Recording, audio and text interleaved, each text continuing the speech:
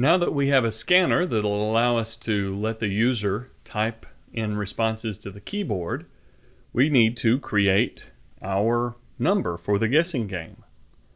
So I'm going to create a new random number.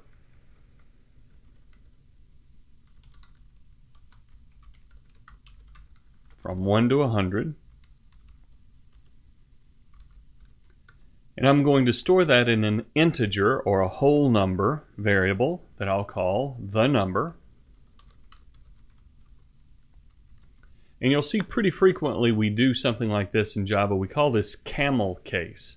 Our variable names can only contain letters, underscores, number symbols, numbers, and a few other things. But we're going to choose to start new words when we put two words together with a capital letter. We call that camel case because it has little humps in the middle.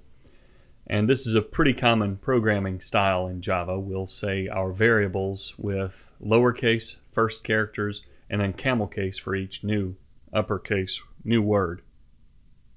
And I'm going to set this number equal to an integer. And this is called a cast. We'll learn a little bit more about that later on. But I'm going to make sure that whatever follows that is an integer or a whole number so that it can fit into a whole number or integer variable. And I'm going to use my math library and find the random function. And notice that this gives us a number between 0.0 and 1.0. Well, I can make that a number between 0 and 100 by multiplying it by 100. And I can make it a number between 0 and 100.9 by adding, make it between 1 and 100.9 by adding 1 to it. And then, if I turn that into an integer, I'll drop any decimal that might be left over here.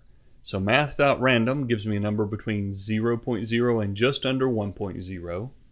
Multiplying that by 100 stretches it from 0 to 99.999999. Adding 1 to that makes it from 1.0 to 100.99999. And then turning it into an integer by casting it to an int will make sure that we only keep the part of that number before the decimal, the whole number part.